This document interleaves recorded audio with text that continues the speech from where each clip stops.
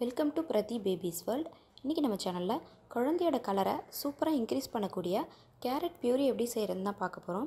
6 month கம்ப்ளீட்டான எல்லா பேபிஸ்க்குமே இந்த carrot பியூரி செஞ்சு கொடுக்கலாம். இது குழந்தையோட கலரை மட்டும் இன்க்ரீஸ் பண்ணுறதோட மட்டும் இல்லாமல் அவங்களோட ஹை பவர் அண்ட் இம்யூனிட்டி பவரையும் கூட இன்க்ரீஸ் பண்ணும்.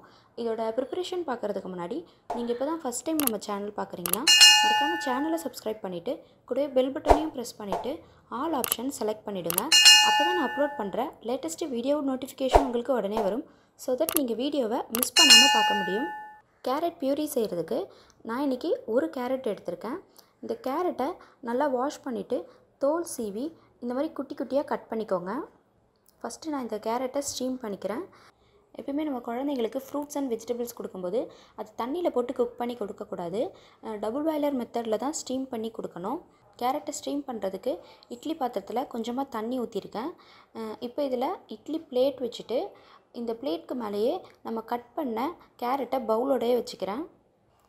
ஸோ நான் இன்றைக்கி இந்த மாதிரி இட்லி பிளேட்டில் வச்சு ஸ்டீம் பண்ண போகிறேன். நீங்கள் இதுக்கு பதிலாக ஸ்டீமர் கூட யூஸ் பண்ணிக்கலாம். இப்போ இதை மூடி போட்டு கேரட் நல்லா சாஃப்டாகிற வரைக்கும் குக் பண்ணிக்கோங்க. ஒரு 15 மினிட்ஸ்க்கு அப்புறம் இதை நான் ஓப்பன் பண்ணுறேன். கேரட் நல்லா சாஃப்டாக குக் ஆகிடுச்சு. இது வந்து பார்த்திங்கன்னா நீங்கள் எடுத்துக்கிற கேரட்டை பேஸ் பண்ணி தான். கேரட் வந்து ரொம்ப சாஃப்டான கேரட் யூஸ் பண்ணிங்கன்னா அது ஒரு 10 மினிட்ஸ்லேயே கூட நல்லாவே குக் ஆகிடும். இல்லை கொஞ்சம் ஹார்டாக இருக்க கேரட்டாக இருந்தால் ஒரு 15 மினிட்ஸ் ஆகும். நம்ம ஸ்டீம் பண்ண கேரட் நல்லா ஆறி ரூம் டெம்பரேச்சர் வந்ததுக்கப்புறம் நான் வந்து இதை மிக்ஸி ஜாரில் ஆட் பண்ணிக்கிறேன். ஸ்டீம் பண்ண கேரட்லேயே கொஞ்சம் தண்ணி இருந்தது. ஸோ ஸ்டீம் பண்ண தண்ணி தான் அது. நம்ம இந்த தண்ணியை அரைக்கிறதுக்கு யூஸ் பண்ணிக்கலாம். சப்போஸ் உங்களுக்கு அரைக்கிறதுக்கு தண்ணி எக்ஸ்ட்ரா தேவைப்பட்டால் காய்ச்சி ஆறின தண்ணியை கொஞ்சம் கொஞ்சமாக சேர்த்து நல்லா இந்த மாதிரி சின்ன சின்ன கட்டிகள் எதுவும் இல்லாத மாதிரி ஃபைன் பியூரியாக அரைச்சிக்கோங்க. நான் கொஞ்சம் தண்ணி ஆட் பண்ணி தான் அரைச்சிருக்கேன். உங்கள் பேபிக்கு நீங்கள் என்ன கன்சிஸ்டன்சியில் கொடுப்பீங்களோ அதுக்கேற்ற மாதிரி நீங்கள் இதை அரைச்சிக்கோங்க. கொஞ்சம் கெட்டியாக வேணும்னா கெட்டியாக அரைச்சிக்கோங்க. இல்லை லிக்விடாக வேணும்னா நல்லா தண்ணி ஊற்றி தாராளமாகவே அரைச்சிக்கோங்க. பட் சின்ன சின்ன கட்டிகள் எதுவும் இல்லாத மாதிரி இந்த மாதிரி நல்லா ஃபைன் பியூரியாக இருக்கணும். டெய்லியும் ஒரு கேரட் பேபிஸ்க்கு கண்டிப்பாக கொடுங்க. அதை நீங்கள் சாதமாகவும் கொடுக்கலாம், இல்லைனா கேரட் பியூரியாகவும் செஞ்சு கொடுக்கலாம். ஸோ நீங்கள் டெய்லியும் குழந்தைக்கு கேரட் கொடுக்கறதுனால நான் ஆல்ரெடி சொன்ன மாதிரி அவங்களோட ஸ்கின் கலர் நல்லா இன்க்ரீஸ் ஆகும். ப்ளஸ் அவங்களோட இம்யூனிட்டி பவரும் ஹை பவரும் கூட நல்லாவே இன்க்ரீஸ் ஆகும். அது மட்டும் இல்லாமல் அவங்க ரொம்ப ஆரோக்கியமாகவும் வளருவாங்க. நான் ஃபைனலாக இது கூட கொஞ்சமாக ப்ரெஷ் மில்க் சேர்த்து கன்சிஸ்டன்சி அட்ஜஸ்ட் பண்ணிக்கிறேன். ப்ரெஷ் மில்க் சேர்த்து கொடுக்கறதுனால ஒரு ப்ளஸ் இருக்குது. இது வந்து ஆல்ரெடி குழந்தைக்கு பழகின டேஸ்ட் இல்லையா?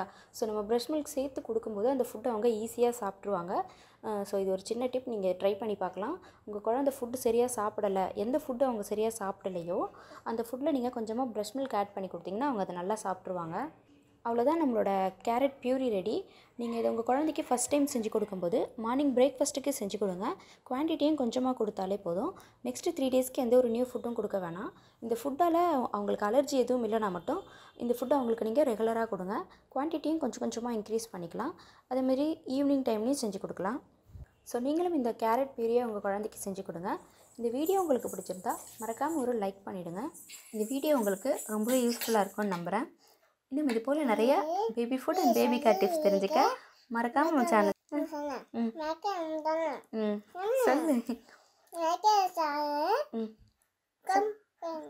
சப்ஸ்கிரைப் பண்ணுங்க. தேங்க்யூ.